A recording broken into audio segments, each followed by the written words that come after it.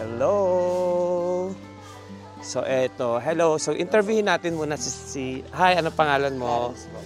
Si Clarence. Clarence, anong trabaho mo dito? OJT po. Nag-OJT ka. So ito nga pala yung JPC Vlog. So naimbitahan ako ng Amana Water Park Resort para ipakita sa mga followers natin at ipakita sa mga madlang people kung gaano kalawak, kung gaano kaganda ang Amana Water Park.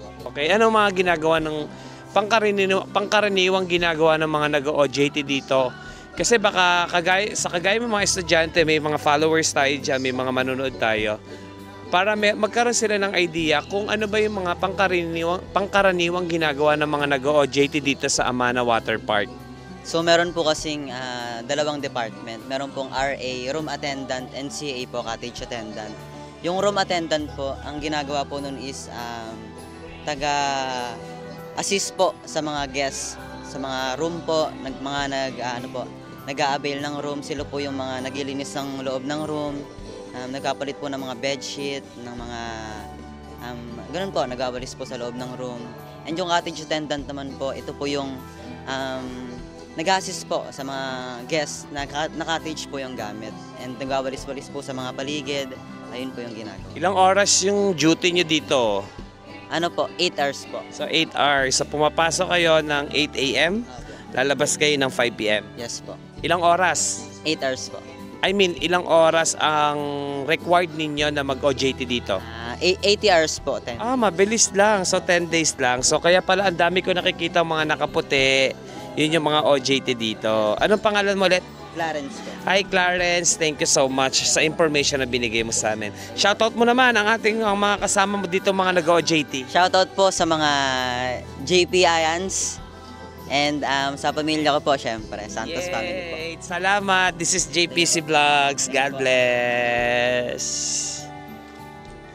Teka muna, this is JPC Vlogs. Hello! Kaway naman kayo sa vlog natin. Hi! Kamusta? Hello po. Kayo din ay mga OJT? OJT. Anong grade na kayo? Grade 12 po. Grade 12. So anong strand? TBL. HE. HE. Kukari. Cookering? Saan kayong school? Berhinya Ramirez. Shoutout nyo muna ang school ninyo. Shoutout. Oh, ikaw na. Already, 1, 2, 3. Shout out sa Berhinya. Ay, teka muna.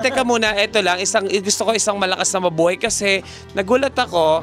Pagpasok ko kanina, pagpasok ko pa lang doon sa entrance area, may mga kagaya ding OJT. Pipila sila ng maayos.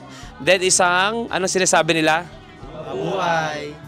Okay, 1, 2, 3, go. Mabuhay ka, JPC Vlog. Yay! Salamat! Thank you guys. God bless. Ito naman pupuntahan natin ng mga babae. Hi! Hello, pwede ba akong makitabi?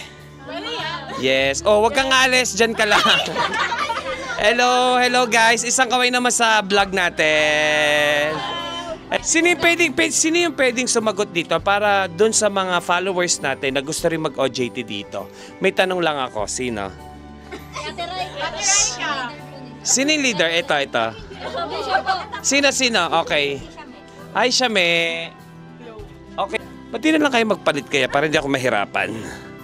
Okay. Ang pangalan mo ay? Shamira. Shamira. So, ilang araw ka na nag-OJT? Day 7? Day 7? Day 8. Day 8 ka na dito. So kagaya nila, tinanong ko yung mga ibang OJT dito. Ano yung isang bagay na natutunan mo sa pag-OJT dito sa Amana Water Park? Magsiga. Char.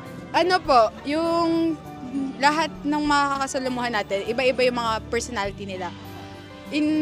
Yung sa time ng pag-OJT namin dito, natutunan namin makisalamuha sa iba't ibang klaseng tao kasi yung iba hindi naman natin ka-goods, syempre ugali, na natuto kami makisama sa kanila. Paano mo ma-adapt? Paano mo gagawin yung natutunan mo dito kapag nagtatrabaho ka na? Tourism student kasi kami, so syempre social, about sa social yung ano namin.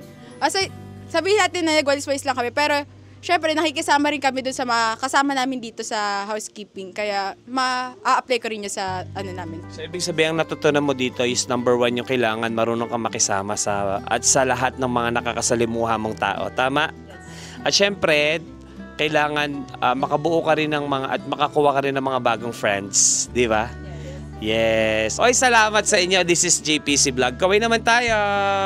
Pwede bang isang mabuhay JPC Vlog? 1, 2, 3, go! Mabuhay JPC Vlog! Yay!